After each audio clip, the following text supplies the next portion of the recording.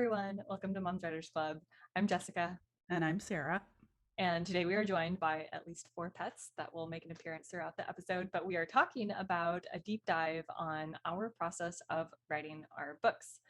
Before we get started, if you could please give us a quick like and subscribe, it helps other people find our videos. But what I want to know is like when you are starting a new book, like what is the what is like the first glimmer you get of your book? Like what's the first inspiration you get, or like how does it get started for you It's usually? interesting because just in the last week or so, I've had the feeling for what might become my next book. Like my And I haven't heard next about this yet. no, because it's super brand baby new. And so it's just like it's not even an idea yet. So this is like a good Hmm. place to start because this is the absolute like first type of glimmer of anything Okay. that All I right. So get tell for a us book. about it. So far, it has always been a character and a feeling that kind Oh. of go together. Can you tell And me what you mean by feeling?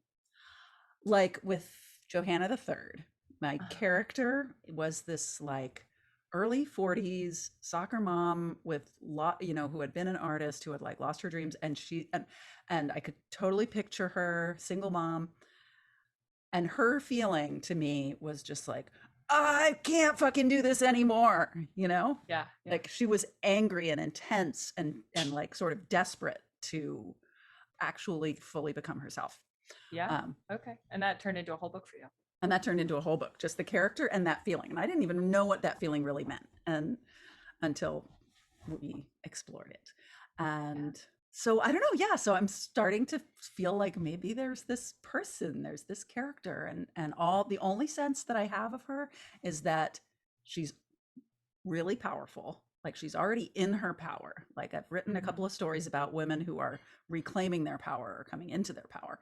Um, and this one's already in her power. Okay, so she's already really powerful, and she's really driven in a way Okay. that's not working for her. Like I had this little seed of an idea that like maybe this is somebody who has already done something really huge in her life, like either something heroic or like she broke a big record or something, and now she's like this really intense, high level person who's really driven but doesn't know what she's driven towards, Yeah. like she's just like, Cool. ah, she's got this feeling like it's this feeling like this intensity, like no off switch kind of feeling that's not at peace.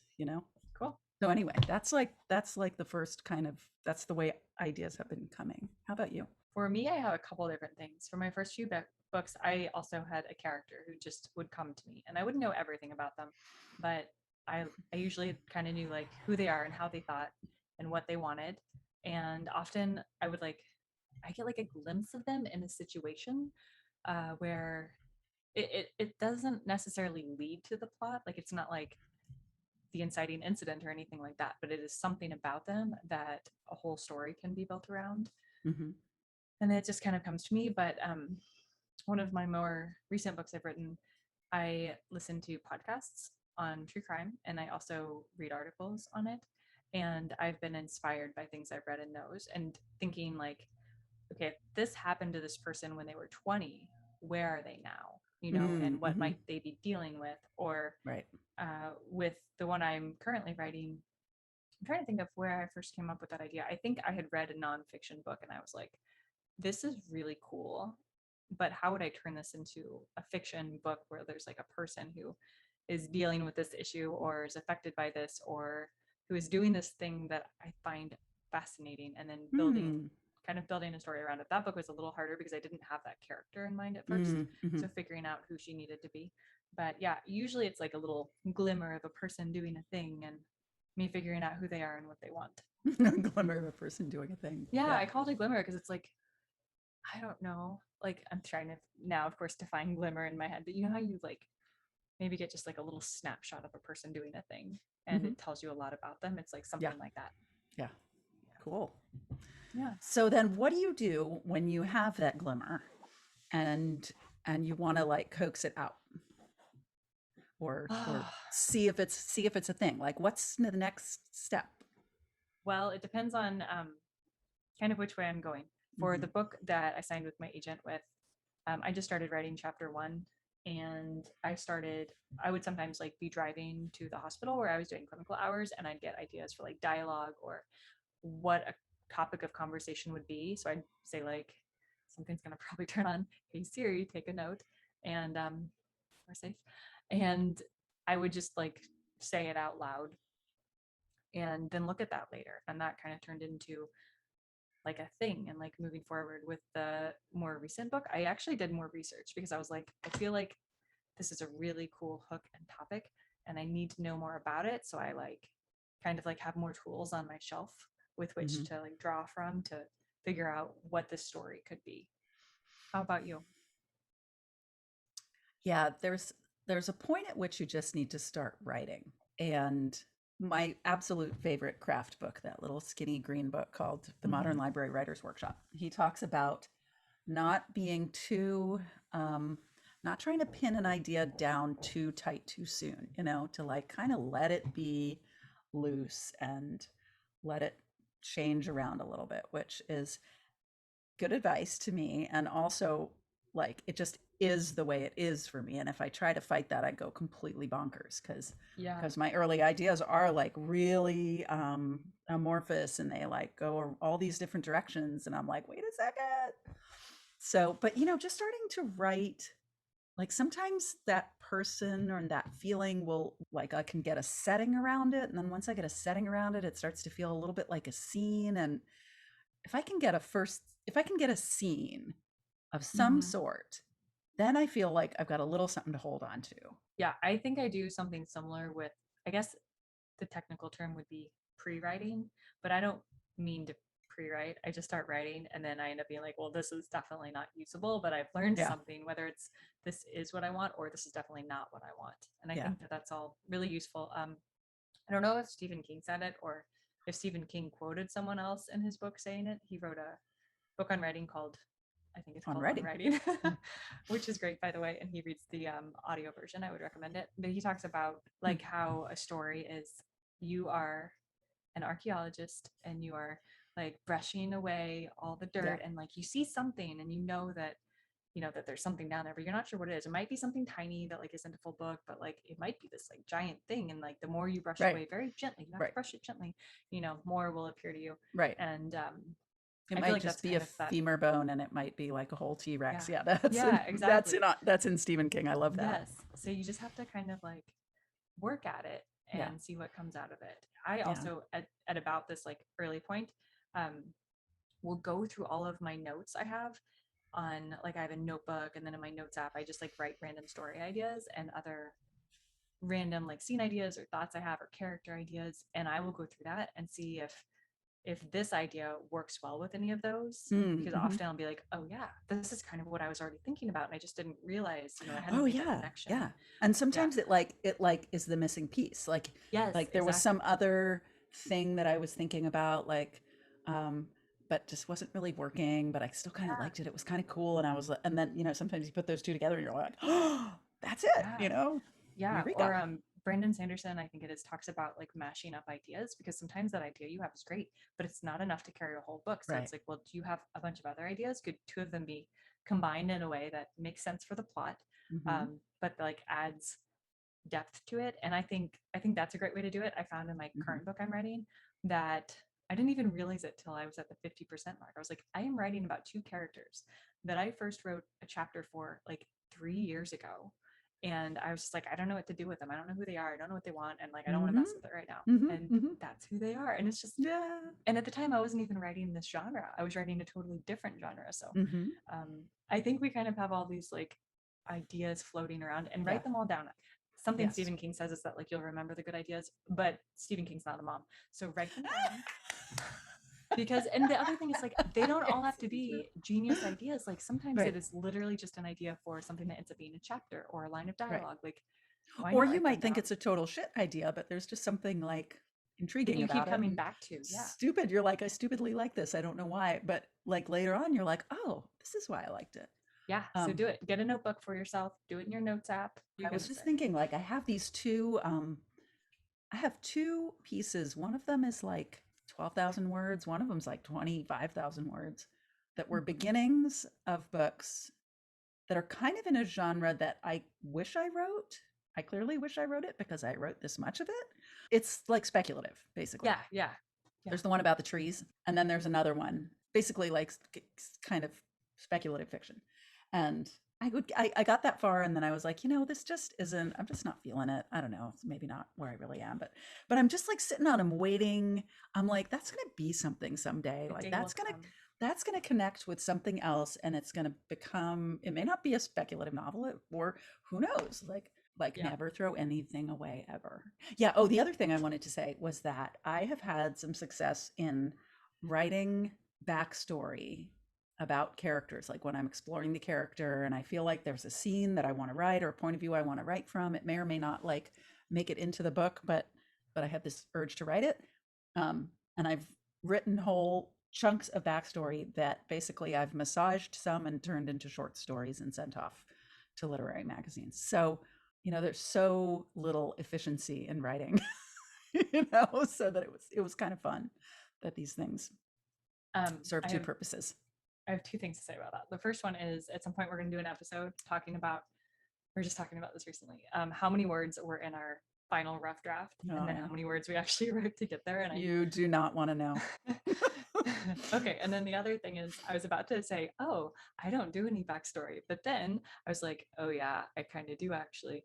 Yeah, The, you do the I'm whole all sure, the story genius yes, stuff. that's what I was going to say. Yeah, So at it's this point totally. is when I usually pull out Story Genius and I try to get, I'm going to read the first question she asks because it's something I had never thought about until I got this book, Story Genius. One of the things I really like about it, and I never stop to think about this, and I often actually don't totally know the answer to this question when I start writing. So I guess that might be my only caveat is I often can't really answer this question or it changes Hmm. throughout the course of the book. But the first question that Lisa Cron asks you to think about is, in no more than a page, write about the instant the idea that you're working with, the one that won't seem to leave you alone, first grabbed you, like that first pinprick. And Hmm. something about that gets me because I usually can remember that moment and like what I was thinking Mm. about and what inspired me, and like actually getting that down really helps. And then Hmm. the next question she says is, why do you care? And I Hmm. think that's really interesting to like think about why you actually care about this book you're about to embark on or the character. Anyway, there's a bunch more to it than that, a Hmm. bunch more steps, but I love doing that process, and I Yeah. will say I usually do it more than once and my answers change once I Hmm. feel like I know my characters better. Yeah. um anyway. I've read a couple of newer craft books lately that have both kind of addressed that similar question, like why do you need to write this book? Yeah, Like not because I think it's marketable or because I want to be successful or whatever, we would never do that. which are all fine too, but like why this book? Why this character? Um and they both give kind of compelling reasons why like that's kind of central, and that you know people don't really buy what you do, they buy why you do it. And I do think that's true. I mean, I think people buy books for the story, but they really they do want to like have a visceral experience, and the more you can like be in touch with your own visceral experience, I don't know, the better. That's what I think. So we've explored our idea, we've explored our character a little bit, we've felt around, we've kind of like built some things out, and we're like, okay, I think I feel a story here. Like, I think I feel a book here. Then what? So something I've started doing is trying to kind of nail down a quick pitch for it that I Mm-hmm. can come back to. And some people will refer to this as like writing a query letter for it, like writing that couple of paragraph summary, like leading up to the stakes that like talks a little bit about character and some of the big elements to it. And I find that really helpful to come back to when I feel like I've lost my way or when I Mm-hmm. feel like I have to make a choice in the book and I can go back and that's like my touchstone. So I do try to write that out. But otherwise, I just try to start writing because often so much of those things that I don't know, I won't figure out till I start writing. Till you start writing. That said, yeah, that said, I am a pantser who is trying to do a little more planning. So if I have a basic idea for a book now, I do try to figure out what the middle will look like a midpoint turn, Mm-hmm. and then also what I think the ending will be, although that definitely does change. But I feel Yeah. like if I kind of know what I'm writing towards, it gives me some clarity. That Yeah. said, I don't think I've ever written in a book where I haven't gotten 20 or 40,000 words in and been like, this is shit. And I pretty much will like not delete, but like set aside the whole thing. Like I'll keep the first few chapters or whatever's working, and I will go back and I will be like, now that I've done this, I know this is not working, but I know what I need to do instead. And that is apparently like, I swear to myself, every single time I write a book, I am not going to do that this time. And Oh, I now accept that that is exactly what I'm going to do every single time. And in my good for you. current book, I've gone from 25 to 40K twice, Yeah, and cut all of it out and moved it into a different document in case I can use yeah, it, and then started again at 25K. But you know what? that's what you got to do. It's my freaking process, I guess. So what about you? Like, what is it like for you when you get past that pre-planning stage? And like it's time to write a book. Like I'm ready to start. Yeah, like how do you get started? Oh, I feel like it's this iterative process that like I go through lots of times. Like I'll write some and then I'll kind of like step away. I do a lot of like writing, like telling the story to myself, like in my Uh-huh. journal or whatever, and this giant like 100,000 word document that I've just So had you going for write like 3 about years. writing? So I just write about the story. I'm like, Yeah, that's great. so and so does this, and then this happens, and then this. Like I'm telling myself the story, kind of like a synopsis, only Yeah. not uptight. It's almost Um, like a first draft of your first draft. A little bit. Like you're kind of like, yeah, but like in a couple pages, like yeah. or even a couple paragraphs. Like this happens, then this happens, and that happens, um, and I do that a lot. Like when I feel like I don't quite have my hands on something, I'll step back and I'll like tell the story again.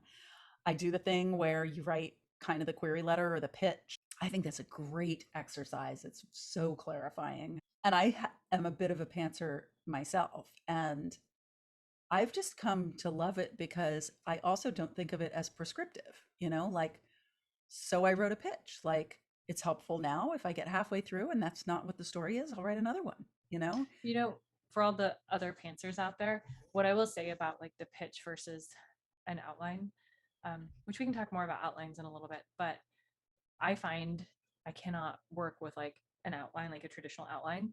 It just doesn't work. And I know I can deviate from it, but it traps me in my own head. But I Hmm. don't feel that way with a pitch. So Yeah. I would also say that like even as a pantser, because it leaves you're literally writing like a max of like 8 or 10 lines maybe. Right. So Right. much is Leaves left open. tons of You room. just like know Yeah. that you're going that way versus that way. Right. Right.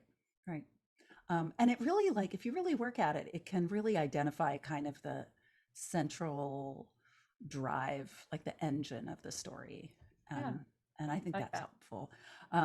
One of the hardest things for me is the voice, because like with the book that got me my agent, like the voice just was there immediately. Like the voice came with the character. She was completely her voice, and it was a very me kind of voice. Like it was very natural for me to write. So ever since then, and it's a very strong voice, like there's a lot of flavor in this voice. And ever since then I've been like, well, like how do I do that on purpose if it doesn't just come to me? you know so that Yeah. part's a little tricky, and you just have to keep writing and keep feeling. I just have to like feel my way into the character and the story and see kind of what the vibe is and how it wants to be told. That's where Yeah, things that get a makes sense. little a little woo woo for me. I think that's why, for me, like with the most recent book, I thought about what had happened to her when she was younger that kind of like led her down. Sorry, not this book, 2 books ago, Hmm. but that led her down that road. And it made me like I could shape every decision she made and her inner dialogue based off of like this awful thing that had happened. Yeah, but I mean, that's the advantage of knowing your character really well and kind of knowing their backstory, because if you Yeah. do, then you get a sense of like how they interact in the world.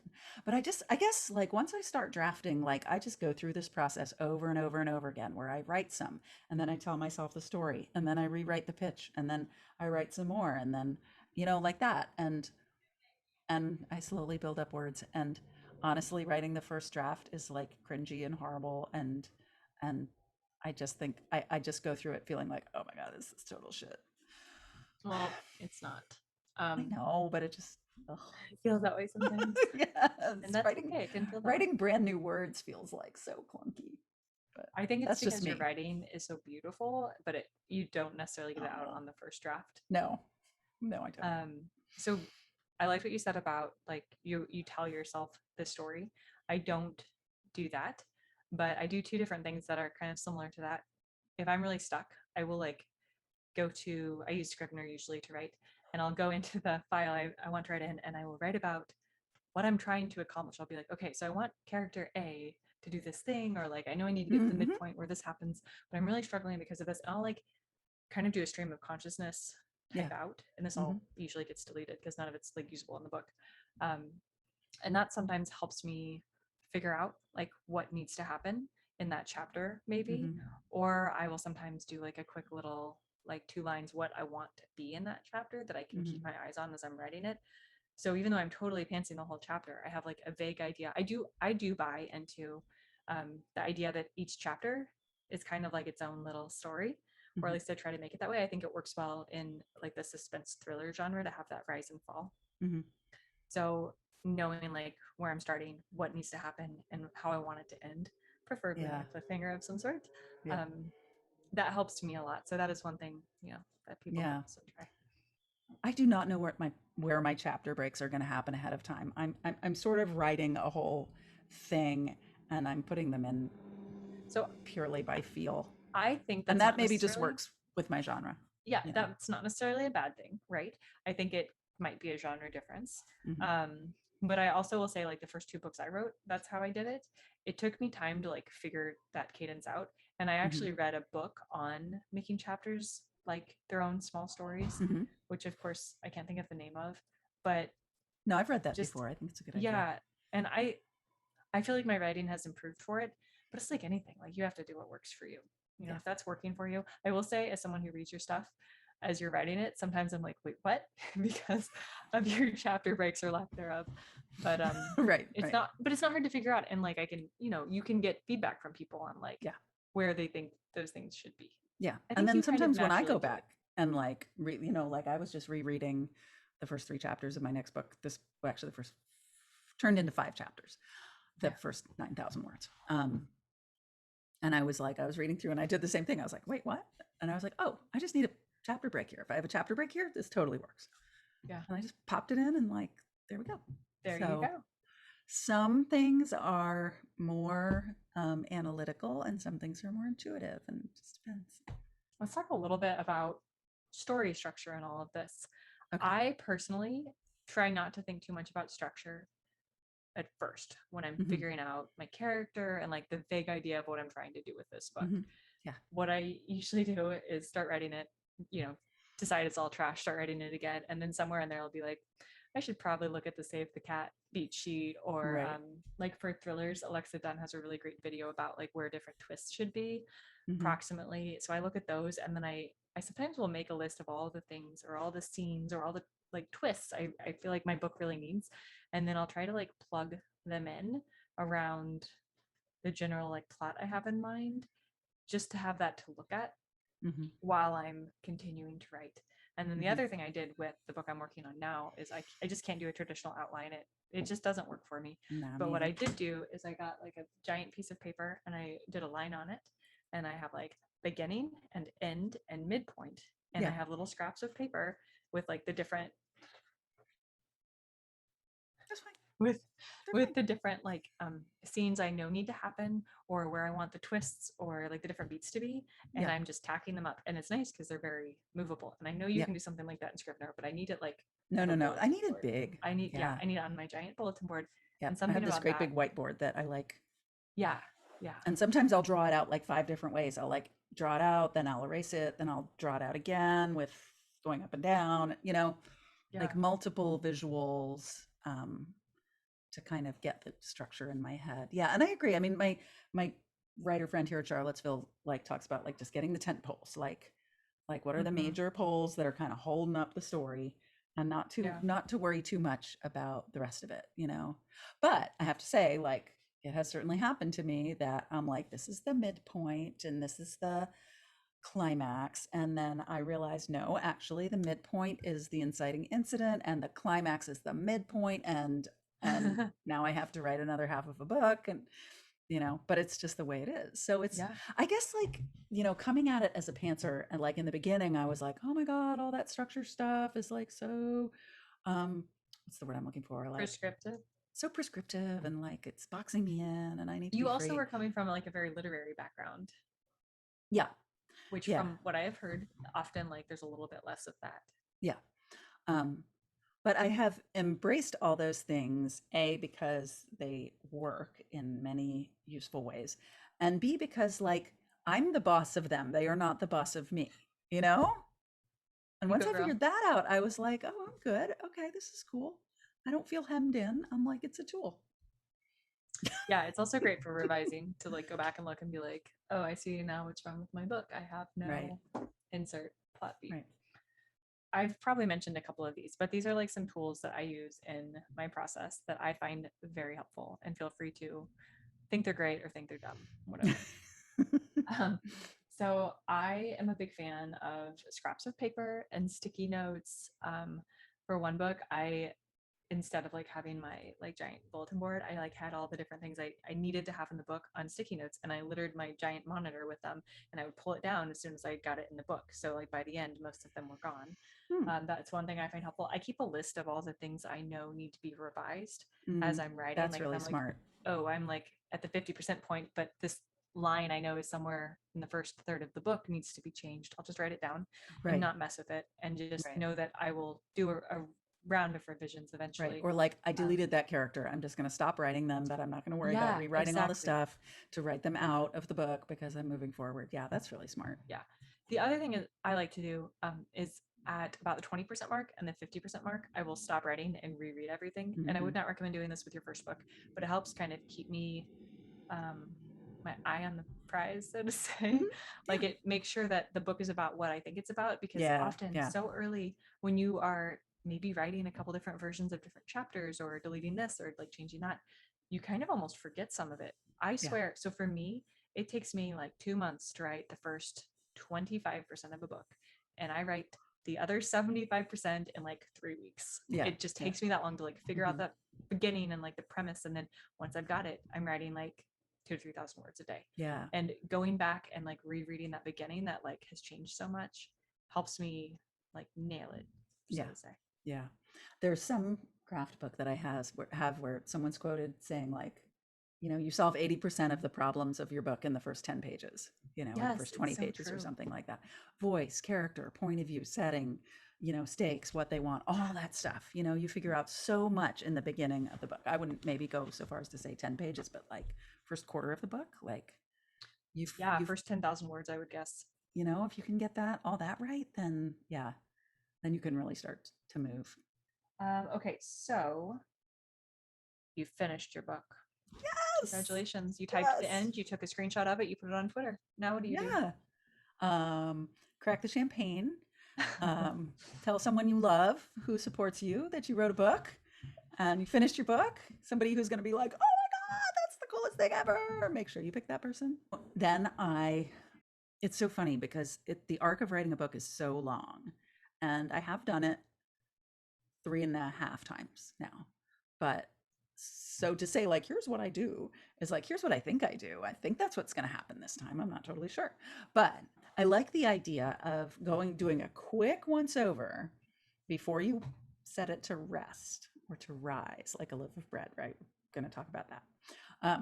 But to, I just have to add, so I've been making a lot of bread, and don't forget that after it rises, you smash it down that's right. And and then let it it rise rises again. again. It rises That's the again. revision process. Stronger and better and more delicious. Mhm. That is such a great metaphor. I love that. But like before you set it to rise, like go to do a quick once over and polish it up a little. Just take out the cringy, horrible stuff. Because I hate the idea that it's sitting in there and there's this part that I know I fucking hate. And it's like it feels so awkward and unnatural not to just go fix that part I fucking hate. Do not go straight into revisions. I mean, maybe Yeah, that, don't. okay, this isn't really supposed to be, a how-to video. This is more like a chat. But but no, that would not work for me. So give it a quick one. I want to give it a quick once over, make sure that there's not anything that's like nagging at me from the drawer that it's stashed in theoretically or The not figurative drawer. theoretically, figuratively. And then let it sit for as long as possible, like weeks. I like how I expected you to be like a year. Well, no, I think a year would be too Yeah, long. I think Stephen realistically King most is of good us aren't about gonna that read it. too.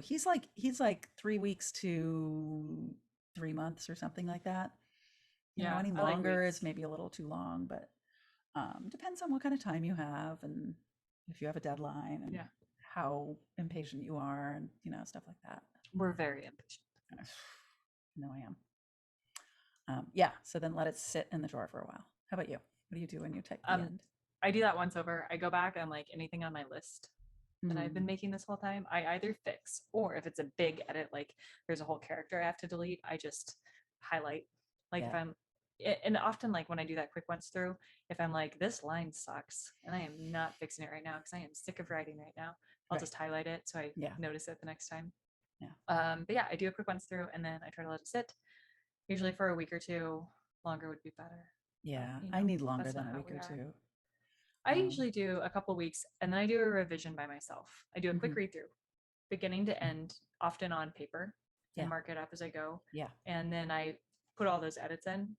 And once I I like, do think it's really helpful to do a read through, and doing it on paper is helpful because you're not tempted to start editing. yeah, But I do think it's really helpful to just read your book and like yes, I get your think so too. pencil and do some quick notes or whatever, but nothing that's going to like just read the book and see how it's working, you know? It forces you to read it like it's a book instead of something where you'd be like, I hate this chapter, so I'm going to spend 3 days redoing it and then keep reading my book, at which point you've kind of broken that flow that you had Yeah. going. Yeah. Reading it like you would a book you just bought or got from the library. I do a round of revisions, and that is actually when I do my longer rest period Hmm. because I send it to critique partners if I think Yeah. it's ready. If I Hmm. can tell that there are issues and I'm not like seeing them, then at that point I will take more time off from it if Yeah. I need to. But usually I do a round of revisions and it goes to my trusted critique partners, and they agree or disagree or tell me their opinions, and then Yeah. after that, more revising. And the first round of revisions, I say this all the time, is for structure first. It's really tempting. I love to polish. I love to make my sentences like totally beautiful and my scenes and my paragraphs. But like doing that read through where I am not editing, I am just marking and reading, that's my opportunity to notice issues with structure. What kind of Like, issues do you find? And I just ask that because it's a good question. Yeah. I guess because I look at that like while I'm writing usually, so I Hmm. don't feel like I do a giant structural edit until my agent sees Um, it and is like, you need to fix this. So I'll notice places where the pace drags or Okay. where, that still counts as structure to me, like pacing, Okay. or where it's too fast, where there needs to be more development of something, or if I'm feeling like around the midpoint, I'm starting to feel like, come on, Bored. where's this? What's going to happen? Like maybe my midpoint's a little too Okay. far back. Um, Yeah. No, you're right. I do I'm that as seeing well whether I first. have set up my big points. Like, have I set up my climax? Like, just stuff like that. I mean, it's a little more intuitive than I'm making it sound, but I think of structural edits and I like imagine this editor telling me to like cut this chapter and move it over here. But I think a yeah, lot of yeah. it is like pacing and But that like might come making up for sure. you too. Like Yeah. you might do your read through and be like, oh, this chapter belongs over there. Yeah. And one That could nice thing happen. about Scrivener is that you can just literally move Oh, it. it's so great. I know. I'm working in Word right now with my editor for Yeah. for like the developmental edit. And oh, and I just discovered bookmarks in Word, which was a Why don't game you tell changer everyone about for them real me. fast? So even if you don't use Scrivener, Word bookmarks are great. But if you do use Scrivener, you should know that when you compile from Scrivener to Word, Scrivener makes a bookmark for every single document. The documents in Yeah. Scrivener that I use for scenes, like every place that you would put a hashtag or a double line break is a document, right? In Scrivener, and you name your documents or they name themselves or whatever. And Word, like it creates a bookmark for every single one of those documents. So you can go to insert bookmark and it will show you all your bookmarks. Like it's not just to insert the bookmark, it's to actually navigate them too. Yeah. I didn't And know that. then you can like click on the bookmark and go there. So, Yeah. especially if you name your scenes in Scrivener, like you can navigate Word a lot easier. You're not all Yeah. freaking scrolling That's all so the good to time. know. Yeah, I'll have Oh to my look at God. that because I name I my scenes. totally stumbled over that. And it will give you bookmarks for chapter breaks. Much easier to navigate Word. Okay, so we've done the kind of like once over, personal edit. We're on our like second round. This is also where I would send it to critique partners. Yeah. Yep. And Send it off, get some feedback, make sure that what you're seeing and thinking is what others agree with. You'll mhm. probably get feedback you don't like. Take a day before you respond Yeah, yeah, yeah. because they're probably right. Working with feedback is a skill that you learn over time, Yeah. that you learn to do better, to receive feedback and figure out what, and work with it. Is this something I agree with? Is this something I sort of agree with? Do they Yeah. have a point here but not there? Like, how am I going to integrate this other person's feedback like into this work that is, genuinely from me? Because I And do think remember, we have a like, tendency to be like, my baby is perfect, calling oh my yeah. baby ugly. Yeah. Especially Yeah. when you just are like just getting started. And I think Yeah. the number one piece of advice I would give to people is do not argue with anybody who is giving you feedback. You can No, disagree, but no. that doesn't What's the require you to point? argue with them about it. Yeah. I say definitely ask questions if you have questions, but you don't even have to reply other than just say thank you so much. The other thing I would say is it's okay if you don't agree. There have been times where I have had people who are reading my book make a very good point, and I'm like, yes, I know, but wait, you'll see what I'm doing with that. And maybe Yeah. some of that is genre specific, Hmm. um, but it's okay to disagree. It's okay to be like, I hear you. I'm gonna keep doing this though because I think it works for my book, Yeah. especially if other people aren't also picking up on that. It's okay. Yeah. And some people may be more or less risk averse than you are. Mhm. So I had some very instructive experiences with my current book, which got me my agent, where people were like, oh, don't do this, never do this. Like, that's a big no no. And Now I want to know what. it's breaking the fourth wall, right? Oh, yeah. Addressing the reader as you. Like, they're like, don't do, no, no, no, don't do that. And too much swearing. like maybe don't swear so much on the first page. And I thought about it and I was like, if it weren't for those two things, this would not it would be a different book. I'm willing to take the chance. Like I knew it was a risk. I knew that would not be the flavor for everybody, but I just felt like that was authentically this book. And if I took it out, I just couldn't bear to take it out. And so I had a risk tolerance that some of my critique partners didn't have. That's the thing. I mean, I don't know. I feel like I got to write what I write and nobody's going to love everything. Okay, yeah. So you got your book back from your critique partners. You've taken all their great advice. You've integrated it. Yeah, and then we get to polish. I love polishing. I love it. So much fun. I don't. I could I could totally be a line editor. I would like be really happy doing that. I would line Oh edit my other people's gosh. books I'd be miserable. and make their sentences all really pretty and I yeah. I will say Sarah's very good at it. She sometimes will like I remember there was this scene that more than one person was confused about who was doing what. Oh yeah. Um Well, you have these action scenes okay, basically. but Like this scene they're doesn't exist hard. anymore.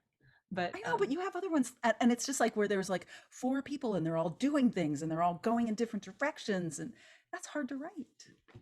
well, Anyway, I was impressed with your line editing because by the time you got done with it and then I made like all the changes I agreed with, like it made sense and I was like, cool. well, if I ever need a side hustle, maybe. You know what? I don't like doing any of that, but I feel like I'm pretty good at reading chapters or the whole book You are and being really like, you are really good. well, Sorry. thank you. What do you think you're No, good it's at? okay. I'm Like pre-agreeing with you. like processing those things and being like, this is working and this is not working. Like, Yeah. and it's No, just like you a are feeling. so good at like, I've gotten pages back from you and you've been like, nothing's happened. like you've got 20 pages and basically they're all talking to each other and she goes to the grocery store. Like nothing's and happening. nothing What's was happening? accomplished. Why am I reading this book? I mean, you're really Well, nice. You're really nice yeah. about it, but and then I look at it and I'm like, oh fuck, she's right. Yeah, You because know, like every bit of your book like has to like be has doing to something, do even if it's not clear in something. that moment. My critique partner Jamie was really good at helping me catch scenes like that because I used to Yeah. have not that it needs to be like there needs to be a lot of action, but that, there Yeah. needs to be The some, scene needs to accomplish something. There has to yeah, be there if needs you to can be some remove it, tension and yeah, like intention. things need to be developed. And yeah, anyway. So yeah, you're really great at that. Definitely saved me some anguish in the beginning of this book. And I'm glad I when could you were help. like, oh yeah, okay, now I think the magic's happening, I was like, Yeah. yes, Yeah. yes, yes, Well, and I think some of this comes with time. You'll get to know your critique partners and you'll get to know their writing. yes. And Hmm. I can tell when Sarah has like hit it and when she's still like figuring it out. And it is like magic. And so many authors, like these like big famous authors talk about it being like about writing being magic. And I swear there's something to that, that like it's like the perfect storm and it like hits, and I can see it in your writing. Like you'll like be writing something and I'll be like, well, this is really pretty and that's well written, but this isn't it. Like you're not Hmm. quite, and then you are like, okay. And then like you send it back to me and I'm like, oh, you did it. And it's like the coolest thing to like see someone like Hmm. grab onto that and go with it, because Yeah, once you find it, like, and I think that's a lot of the deep dive into the writing process is finding that for yourself and for your particular book. At least for me it hmm, is, once yeah, I find it, I can just, the book writes itself, but sometimes yeah, it takes a while to get there. So I would yeah, encourage people to give yourself some time. And I think every book is different. yeah, Some it'll be right there, and then the next one might be a lot harder. And that yeah. doesn't mean it's going to be a bad book. Every book I've written, I have thought about giving up on at some point. So Oh yeah, yeah, don't like yeah. keep writing, keep working on it, try something different, or talk it out. Talking your stuff Oh, out I with think your that's really critique helpful. partners. Like I talked to my sister the other night and basically like told her the whole story. And at some point I got out my synopsis and because I had to write a synopsis before I wrote the book. And I I'm was kind of sorry like, to oh, hear right. that. And then this happens. And then this, and I like kind of told her the whole story. And I realized when I was doing that, like, I know the parts where I'm like, I know this doesn't quite work. I'm going to tell you anyway. But, and then I know the parts where I'm like, and then this Yeah, happens. And then this happens. And then, but and then sometimes this happens. And then I'm all psyched sometimes they about give it. you ideas, right? Like, have Yeah. you ever like talked to someone and they're like, well, what if you did this? And you're like, why didn't I think of Right. Right. Or like my sister is great at being like, well, why wouldn't she just do this? And I'm like, oh, that? right. True. Or um like, why is she doing that? Why? yeah, no, it's good to get those questions because they like Yeah. they help you figure it out for yourself. I Yeah. will caution you though, I'm writing towards the end of my book and I was describing it to my husband, and given he has to kind of get caught up because like he vaguely knows what's going on in this book and who the characters are. But we were running yesterday and after 20 minutes he was like, I have no idea what's going on. And if Yeah. I had only talked to him, I would have been like, oh my gosh. But I had also talked to you, and well, not you. I've talked to you about No, other I'm times in for the like, dark here. yeah, she's in the dark She's for this one. saving me up for later. But I've talked to one of my other critique partners about it, and I'm like, this makes sense, right? And she's like, yes, it totally makes sense. So, if you've reached this point with us in this We've been a little chatty. wide-ranging discussion of writing process, I don't know. I was just thinking when we were getting ready to do this episode, I was thinking, I kind of wish when I had started out that I knew that I wasn't alone in it feeling like this giant octopus of a thing to do, writing a book, Oh that yeah, like don't every think time about I it. felt like I had my arms around it, it was like bloop, and it like went off somewhere Oh yeah. else. And and that the process is really complex and deep, and takes a lot of like learning and intention, and but also a lot of just like being free and being intuitive and just writing it, like not thinking about it, just write it. Like really it's this balance between the intentional and the intuitive, Okay. At some point, you just have to sit down and write. Every single book I write, I have to learn this again. You just have to Yeah. trust yourself. You'll figure it out. Yes. Just keep writing. But if you Yeah. don't write, then you will have not written. So you will not have a book. And don't think about the whole book. Think about the first chapter. Right, And right. once you kind of like find that magic for yourself, Yeah, sometimes you it'll just need happen to like fast. narrow the scope. I mean, Yeah. even though I pretty much know what's going to happen in this book, like I just need to think, okay, what's the next? How does she meet the guy? Yeah. What's that going to look like? That's my next job. For Q&A, Belinda Mhm. asks, how much do you involve others in the idea stages? What are your first drafts like? Mm. So let's Ooh, address how that as much? two questions. So for the first question, how much do you involve others in the idea stage? I didn't used to involve people very much. Now I talk to my agent about it. Hmm. And I do have one critique partner who is in my genre who sometimes I will talk to a little bit. But I think that's I don't know, a pretty Yeah, like personal what that's a works for really you. personal I decision. don't Yeah. think there's a wrong or right answer, you know, as long as you're talking to Yeah. people you trust about it. And I don't know, what about you, Sarah? I I feel don't like you don't. really, mm-mm, I don't really talk to anybody in the early idea stage when I have that character and the feeling, and Yeah. I'm kind of like the sculpting smoke, you know, I'm like Yeah. trying, you know, I'm feeling my way into an idea. I don't really talk about it very much. But like as I'm writing, if I'm like, oh, I have this idea Yeah. for this thing that's going to happen in the story, like once I have my arms around the story and the character and the voice and stuff, and I have an idea, then Yeah. yeah, often then I'll run it by somebody. What do you think? Like, what if this happens? You know, Okay. And then her second question was, what are your first drafts like? shit. What are your Yeah, I don't know. Okay, mine aren't shit, That's but what they're they not feel great like. either. Well, it depends. I think there's no wrong answer. Mhm. I have someone who reads as I'm writing, so mine are partially revised as a Yeah, first draft, yeah. but not great, I not don't awful. know. Mine are usually a little too short and a little too like not quite meaty enough, you know? Like I have a question. a little too bony. Yeah. So the book I'm currently writing is probably going to be a little bit on the short side. Hmm. What are your recommendations for making it less bony? Because I can kind of see where I can like I want to add content that like helps the story along, not just Hmm. pads the word count. Yeah, So oh yeah. like, do you have any suggestions for that since you've done it? It sounds like. That's a good question. Um Or do you just read through it and you're like, oh, this needs more, or that needs more? I don't know. I think it's I just read through it, and Yeah, it's kind of the read through after the first rest when I'm looking for pacing issues. What is often where I'll that makes find sense. spots where I'm like this is just going too fast. You know, Yeah, I need a little more here. Sometimes critique partners will point it out. yeah. That happens too. Like I don't know enough about this character. It just doesn't seem justified what she's doing, and I'm like, oh, but it is because I It's know just all not on this the stuff, but it's page. not on the Yeah, page. Yeah. So I think those yeah. are usually places where I figure that out. Okay, next question is Bethany. How long does it take you to write a first draft? A lot of people ask me that, and I feel like I I don't know. know. You've got a little better handle on that. So I have gone back because I used to like post all word counts on Instagram a lot more than I do, and I've been able to like kind of track that. But the thing is, like I mentioned, kind of false starts before. Hmm. Sometimes it's like, well, it took me 3 months to write this book, but I'd spent 2 months screwing around with a previous version of it that I ended up Right. not using at all. Right. So it's really hard to say. I do know that it varies by book. I know that I spend more than half of my time writing the first 20 or 25,000 words, like the first Yeah. quarter of the book. And then once I've got it, then I just go and I Yeah. will finish the book in a few weeks.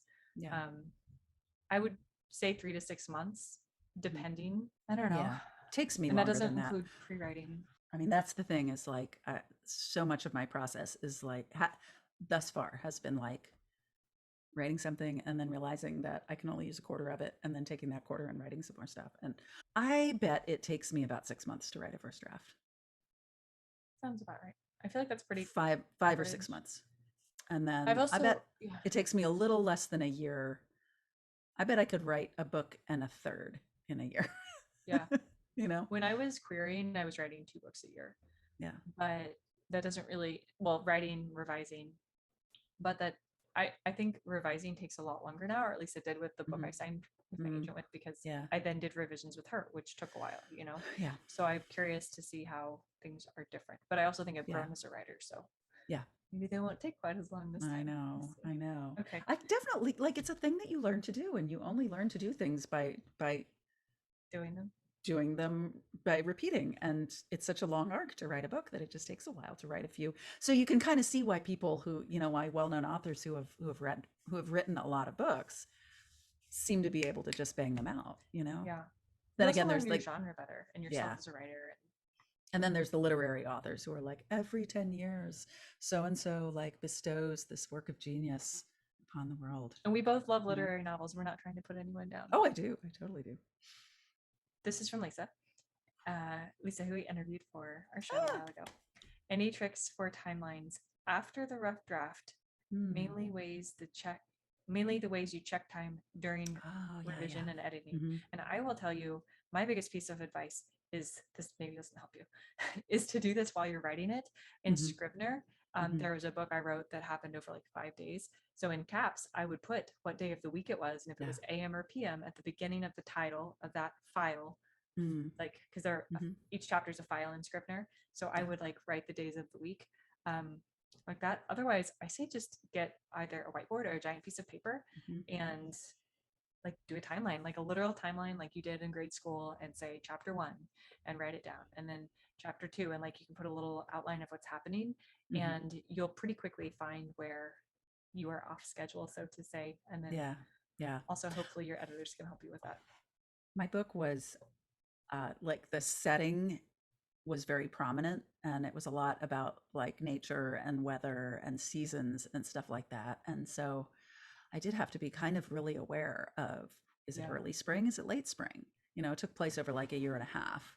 Um, but yeah, I would say don't agonize about that on the first draft. Um, don't agonize about whether it's Tuesday or Wednesday.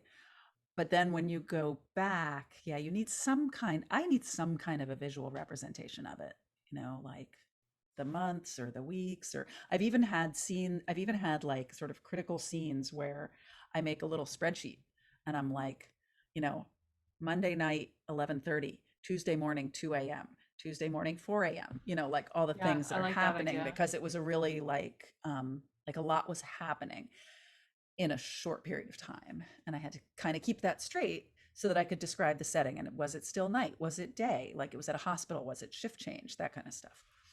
So, I in my current book didn't want to mess with it, and I also knew that like it was going to be too complicated, so I just put the editor shorthand, I think, is just mm-hmm, TK, because very mm-hmm. few words in the English language have the combination of T and K. So you write like Mm.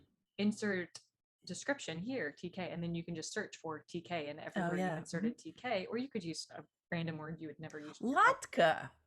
There you go, Latka. Latka. Um, but yes, and there's another one. I was thinking of one the other day that has TK in it. But anyway, that's what I'm doing this time with the timeline, and I know it's going to be like a 2-day project to figure out the dates and everything when I go back and revise. But Mm-hmm. I just Yeah. couldn't like mentally deal with trying to figure that out along the way, because I knew Yeah. as I wrote that I was going to realize I was wrong. So Mm-hmm. I'm just not even messing with it until I'm Yeah. totally done. Anyway, I think that's everything we have for you today. But thanks for listening to us talk a whole lot about our deep dive into our processes. Please remember we have our Wednesday night chat every other week, and we are soon going to do like a live writing sprint, and I'm not totally sure what that will look like. I will post it as soon as I know. I watch Twitter for more info on that. I am at author Jess Payne. And I am at Sarah Reed Author. Thank you again for watching. Please give us a like and subscribe, and we will see you next time. Bye bye. Bye bye.